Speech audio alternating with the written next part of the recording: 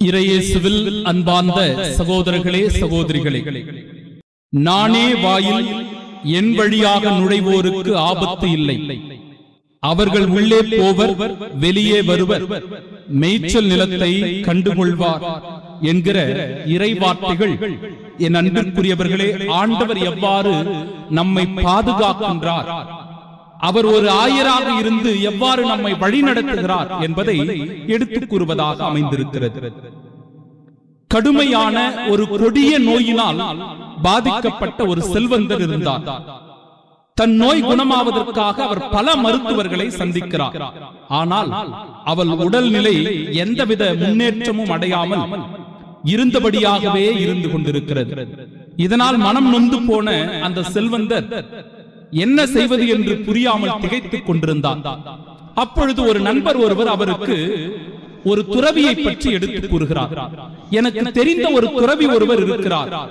அவர் கொடிய நோய்களை எல்லாம் குணமாக்கக்கூடிய சக்தியை, ஆற்றலை, வல்லமையை பெற்றவர்.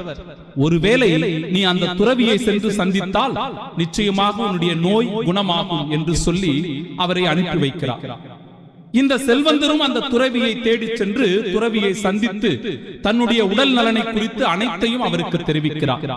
அப்பொழுது அந்த துறவி இவற்றையெல்லாம் பொறுமையோடு கேட்டுக் கொண்டிருந்து விட்டு, எனக்கு ஒரு சந்தேகம் இருக்கிறது, உன்னுடைய நோய் குணமாக வேண்டும் என்றால் நான் ஒரு ஆலோசனை கொடுக்கிறேன்.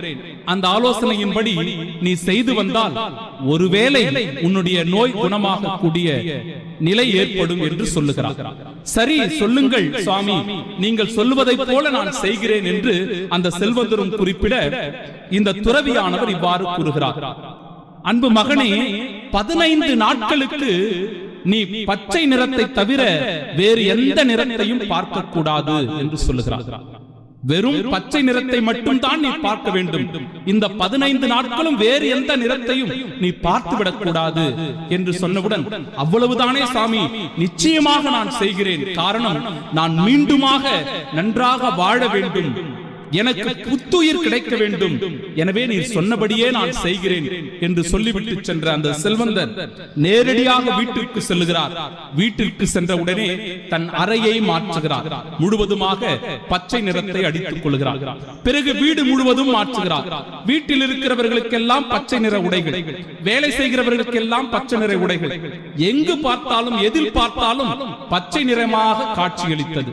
இப்படி அவர் வாழ்ந்து கொண்டிருந்தார். ஒரு நாள், 2 நாள், 3 நாட்கள் என்று நாட்கள் கடந்து போய் கொண்டே இருக்கிறது.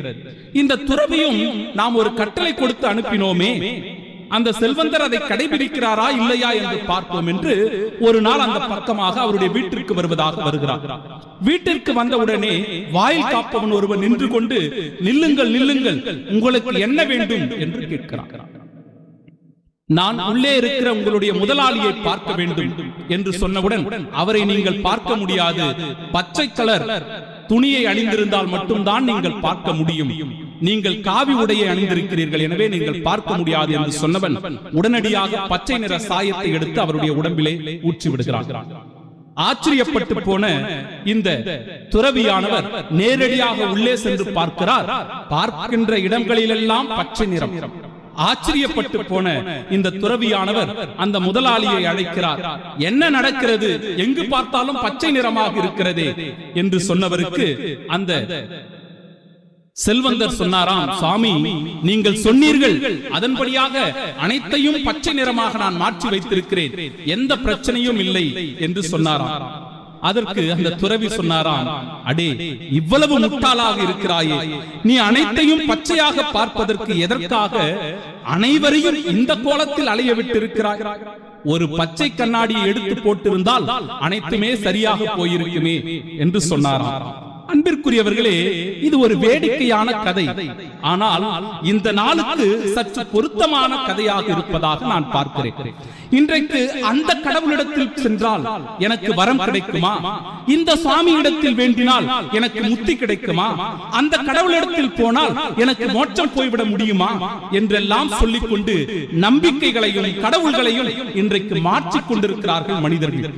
இங்கும் அங்குமாக அலைந்து ஓடிக்கொண்டிருக்கிறார்கள். எந்த இடத்தில் எனக்கு நிம்மதி கிடைக்கும், எந்த இடத்தில் என்னுடைய மனம் அமைதி பெறும் என்று அலைந்து திரிந்து கொண்டிருப்பதை நாம் பார்க்கிறோம். இப்படி எல்லாவற்றையும் மாற்றி மாற்றி வைப்பதை விட அன்பிற்குரியவர்களே, பச்சை கண்ணாடி என்று இந்த இடத்திலே குறிப்பிட்ட ஆண்டவர் இயேசு கிறிஸ்துவை, இவர் மட்டுமே எனக்கு நிலையான வாழ்வு தரக்கூடியவர் என்று நாம் விசுவசித்தால், அந்த நம்பிக்கையோடு நாம் செயல்பட்டால் நிச்சயமாக நமக்கு நிலை வாழ்வு கிடைக்கும் என்பதை இந்த இடத்திலே நாம் புரிந்து கொள்ள வேண்டும். அது நமக்கு தெளிவாக உரைக்கிறது என்பதையும் நாம் அறிந்து கொள்ள வேண்டும். ஆடுகளுக்கு வாயில் நானே என்று சொல்லும் போது நம் மீட்பிற்கான ஒரே வழி நம் ஆண்டவர் இயேசு கிறிஸ்துவுதான். அவரை தவிர வேறு வழி நமக்கு இல்லை என்பதை அது எடுத்து கூறுவதாக அமைந்திருக்கிறது. இந்த வாயிலை பற்றி நாம் தெளிவாக உணர்ந்து கொள்ள வேண்டும். என் அன்பிற்குரியவர்களே, நான் உறுதியாக உங்களுக்கு சொல்லுகிறேன், ஆடுகளுக்கு வாயில் நானே என்று உரைக்கிறார் நம் ஆண்டவர் இயேசு கிறிஸ்து. வாயில் என்பது மிக மிக முக்கியமான ஒன்று. உள்ளே நுழைபவருக்கும் வெளியே செல்பவருக்கும் அது வழியாக அமைந்திருக்கிறது. குறிப்பாக சொல்ல போனால், விண்ணகம் செல்வதற்கு வழி என்றால் அது நம் ஆண்டவர் இயேசு கிறிஸ்து ஒருவர்தான் என்பதை புரிந்து கொண்டு அவருடைய போதனைகளையும் அறிவுரைகளையும் மதிப்பீடுகளையும் மட்டுமே நாம் முக்கியமான நோக்கமாக கொண்டு வாழ்ந்தோம் என்றால், அன்பிற்குரியவர்களே, இந்த உலகத்தையும் மக்களையும் நாம் எவரையும் ஏமாற்றிக் கொள்ள முடியாது. ஆண்டவர் இயேசு கிறிஸ்து ஒருவரே உண்மையான கடவுள், மெசியா, மீட்பர் என்பதை நம்மால் உணர்ந்து கொள்ள முடியும். இன்றைக்கு குறுக்கு வழியாக நுழைபவர்கள் பலர் அதிகமாக இருக்கிறார்கள். மந்திர தந்திரங்களுக்கு நாம் மயங்கி போகிறவர்களாக, வேற்று மத வழிபாடுகளுக்கு நாம் முக்கியத்துவம் கொடுக்கிறவர்களாக, வேற்று நம்பிக்கைகளுக்கு நாம் இடம் கொடுக்கிறவர்களாக இன்றைக்கு நாம் பல நிலைகளில் நம்முடைய வாழ்க்கையினை மாற்றிக் கொள்கிறோம். எளிதாக மாற்றிக் கொள்வதற்கான சூழல்கள் இன்றைக்கு அதிகமாக பெருகிக் கொண்டிருக்கிறது.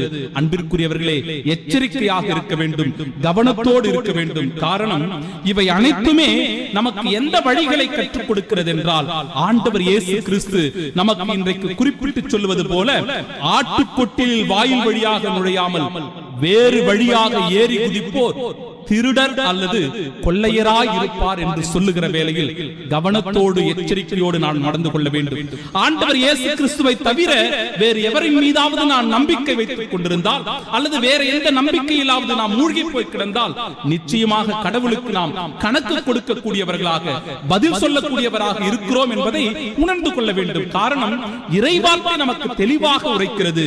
அறியாத ஒருவரை அவர் பின்தொடர்கிறார் என்று சொல்லும் போது, வேறு எவரை நாம் பின்பற்றுகிற போது ஆண்டவர் இயேசு கிறிஸ்துவை புறம் தள்ளி விடுகிறோம். அந்த நம்பிக்கையானது நமக்கு வீணாக போய்விடுகிறது என்பதை உணர்ந்து கொள்ள வேண்டும்.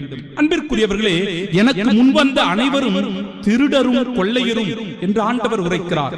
அவர்கள் திருடுவதற்கும் கொல்வதற்கும் வழிபறிப்பதற்கும் அன்றி வேறு எதற்காகவும் அவர்கள் வருவதில்லை என்று சொல்லும் போது, வேற்று நம்பிக்கைகள், வேற்று ஒருவரின் மீது நாம் விசுவாசம் கொள்வது, மந்திர தந்திரங்களின் மீது நம்பிக்கை கொள்வது, ஜோதிடங்களுக்கும் கிளி ஜோதிடங்களுக்கும் முக்கியத்துவம் கொடுப்பதை நிச்சயமாக அறவே நாம் ஒழிக்க வேண்டும் என்பதை எடுத்துக் கூறுவதாக அமைந்திருக்கிறது இந்த இறைவார்த்தைகள்.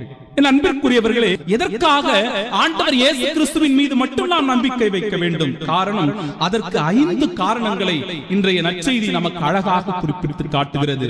ஆடுகள் அவருடைய குரலுக்கு செவிசாய்க்கும். அவர் தம்முடைய சொந்த ஆடுகளை பெயர் சொல்லி அழைக்கின்றார் என்று குறிப்பிடும் போது, ஆடுகளை அறிந்திருக்கின்ற ஆயனுக்கு நாம் கீழ்ப்படிந்து நடக்க வேண்டும் என்பதனால், என் அன்பிற்குரியவர்களே, இயேசு கிறிஸ்துவின் மீது மட்டுமே நாம் நம்பிக்கை வைக்க வேண்டும் என்பதை உணர்ந்து கொள்ளலாம். அனைத்தையும் வெளியே ஓட்டி வந்த பின் அவர் அவற்றுக்கு முன் செல்லுகிறார் என்கிற இறைவார்த்தை எதை குறிப்பிட்டு காட்டுகிறது என்றால், அன்பிற்குரியவர்களே, நாம் வாழ்வதற்கு நமக்கு முன்பாக இருந்து நாம் எப்படி வாழ வேண்டும் என்கிற வழியை நமக்கு ஏற்படுத்தி கொடுக்கிறவராக நம் ஆண்டவர் இயேசு கிறிஸ்து இருக்கிறார். நம்மை வழி நடத்துகிறவராக, நமக்கு வழிகாட்டுபவராக இந்த ஆண்டவர் அமைந்திருக்கிறார் என்பதை உணர்ந்து கொள்ளலாம். திருடுவதற்கும் கொள்வதற்கும் அழிப்பதற்கும் இன்றி திருடர் வேறு எதற்கும் வருவதில்லை என்று குறிப்பிடுகிற போது, என் அன்பிற்குரியவர்களே, திருடர் கொள்ளையரிடமிருந்து ஆண்டவர் நம்மை பாதுகாக்கின்றார் என்கிற உணர்வை நாம் பெற்றுக் கொள்ள வேண்டும். இன்றைக்கு நம்முடைய இதயங்களை, நம்முடைய உடலை திருடுகிற எண்ணங்கள் அதிகமாக பெருகிக் கொண்டிருக்கிறது. இந்த நவீன உலகத்திலே நம்மை மாற்றக்கூடிய சக்திகள் அதிகமாக பெருகிக் கொண்டிருக்கிறது. இவற்றிலிருந்து நாம் பாதுகாக்கப்பட வேண்டும் என்றால் இந்த ஆண்டவர் இயேசு கிறிஸ்துவின் மீது நாம் நம்பிக்கை கொள்ள வேண்டும், நம் மீட்பரின் மீது நாம் விசுவாசம் கொள்ள வேண்டும் என்பதை புரிந்து கொள்ள வேண்டும். அவர்கள் உள்ளே போவர், வெளியே வருவர், மேய்ச்சல் நிலத்தை கண்டுகொள்வர் என்று குறிப்பிடுகிற வேளையில் அன்பிற்குரியவர்களே, நம்முடைய தேவைகளை அறிந்து அவற்றை நிறைவேற்றுகிற தந்தையாய் ஆண்டவர் இயேசு கிறிஸ்து அமைந்திருக்கிறார். ஆயனானவன் ஆடுகளினுடைய மனநிலையை நன்றாக உணர்ந்து கொள்ளக்கூடியவனாக இருக்கிறான். அதுபோன்று நம் ஆண்டவர் இயேசு கிறிஸ்துவும் ஆடுகளாகிய மந்தைகளாகிய நம்முடைய மனநிலைகளை, நம்முடைய தேவைகளை சரியாக புரிந்து வைத்துக் கொண்டு நிறைவேற்றுகிறவராக இருக்கிறார். என் அன்பிற்குரியவர்களே, நான் ஆடுகள் வாழ்வு பெறும் பொருட்டு, அதுவும் நிறைவாய் பெறும் பொருட்டு வந்துள்ளேன் என்று குறிப்பிட்டு சொல்லும் போது, ஆடுகளுக்கான நிலை வாழ்வு என்பது ஆண்டவர் இயேசு கிறிஸ்து ஒருவரால் மட்டும்தான் தர முடியும் என்பதனால் தான் நான் குறிப்பிட்டபடி ஆண்டவர் இயேசு கிறிஸ்துவின் மீது நாம் முழுமையான நம்பிக்கை வைக்க வேண்டும் என்பதற்கான இந்த காரணங்களை நாம் புரிந்து கொள்ளலாம். என் அன்பிற்குரியவர்களே, இன்றைய முதல் வாசகமானது, நீங்கள் மனம் மாறுங்கள், உங்கள் பாவங்களிலிருந்து மன்னிப்பு பெறுவதற்காக ஒவ்வொருவரும் இயேசு கிறிஸ்துவின் பெயரால் திருமுழுக்கு பெறுங்கள், அப்பொழுது தூய ஆவியை நீங்கள் கொடையாக பெற்றுக் கொள்வீர்கள் என்று சொல்லும் போது, தூய ஆவியார் நம்மை வழிநடத்துகிறார், நம்மை பாதுகாக்கிறார், நம் தேவைகளை நிறைவு செய்கிறார் என்பதை புரிந்து கொள்ளலாம். இன்றைய இரண்டாம் வாசகமும் என் அன்பிற்குரியவர்களே, சிலுவையின் மீது தம் உடலில் பாவங்களை அவரே சுமந்தார். நம் பாவங்களுக்காக, நீதிக்காக வாழ்வதற்காகவே இவ்வாறு அவர் செய்தார் என்று குறிப்பிட்டு சொல்லி, அவருடைய தம் காயங்களால் நீங்கள் குணமடைகிறீர்கள் என்று சொல்லும் போது, ஆண்டவர் இயேசு கிறிஸ்துவின் ரத்தம் நம்மை கழுவுகிறது, நம் பாவத்தை போக்குகிறது, நம்மை தூய்மையாக்குகிறது என்பதை இந்த இறைவார்த்தை நன்றாக நமக்கு எடுத்து கூறுகிறது. என் அன்பிற்குரியவர்களே, நல்ல ஆயனாகிய நம் ஆண்டவர் இயேசு கிறிஸ்துவின் மீது முழுமையான நம்பிக்கையும் விசுவாசமும் கொள்ளும் போது அவர் நம்மை வழி நடத்துகிறார், அவர் நம்மை பாதுகாக்கிறார், அவர் நம்மை முழுவதுமாக அறிந்திருக்கிறார், நம் தேவைகளை நிறைவு செய்து நமக்கு நிலை வாழ்வை கொடுக்கிறார் என்கிற நம்பிக்கையோடு இந்த நாளில் நாம் அடியெடுத்து வைப்போம். ஆண்டவருடைய உன்னதமான ஆசீரை பெற்றுக் கொள்வோம். ஆமென்.